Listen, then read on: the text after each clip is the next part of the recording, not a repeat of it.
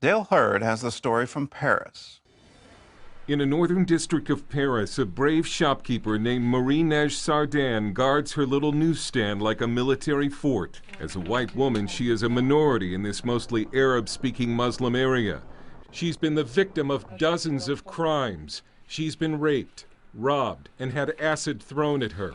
She says it's a campaign to get her to leave, but Neige, the daughter of a French soldier, calls her little shop a piece of French soil inside occupied territory, and she says she will not leave.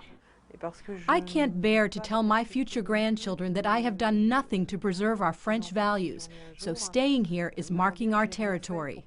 German Chancellor Angela Merkel now admits that multiculturalism has failed. British Prime Minister David Cameron has said it too. And they were talking specifically about immigrants from the Muslim world. The left's multicultural dream in Europe was to give Islam a special place in society, with no requirement to assimilate. Multiculturalism has encouraged Muslim radicalism and Sharia law. It's leading to a new tribalism, with groups organizing along religious and ethnic lines. In cities across Europe, only the police stand in the way of open street warfare between groups. In Paris, in Sweden, in Denmark, and in Britain. France has some 751 no-go zones. The French government labels them sensitive urban zones, but what they are is dangerous to whites and non-Muslims who enter. French intellectual Guy Millier. It means that it's part of the country where the police don't go, the firemen don't go, and even doctors and the ambulance don't go, except if they have no other choice. And it's like that because these parts of the country are in the hands of drug traffickers, gangs, and imams. And that's led to the formation of groups who oppose Islam and want to protect the white native French. The leader of one of those groups, Philippe Vardone of Bloc Identitaire, told me they're training their members in hand-to-hand combat. He sees a dark future.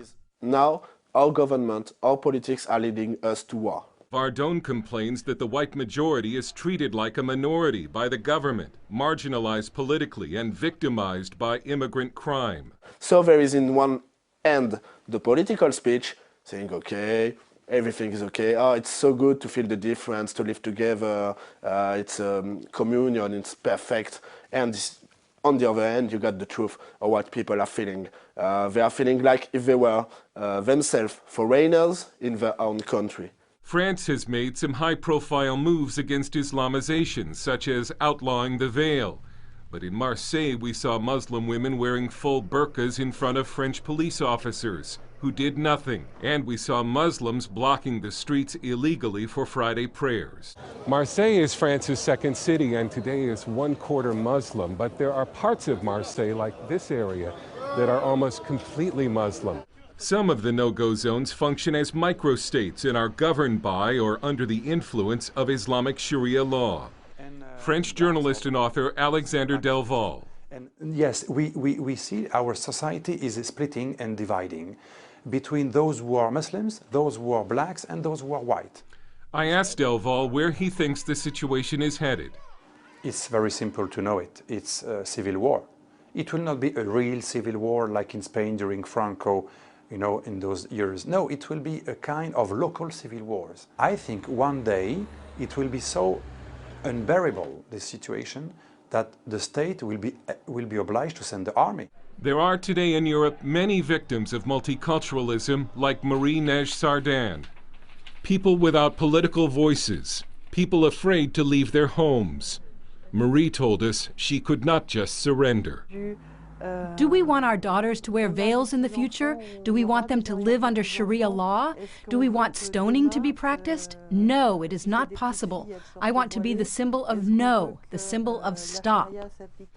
Dale Hurd, CBN News, Paris. You may wonder.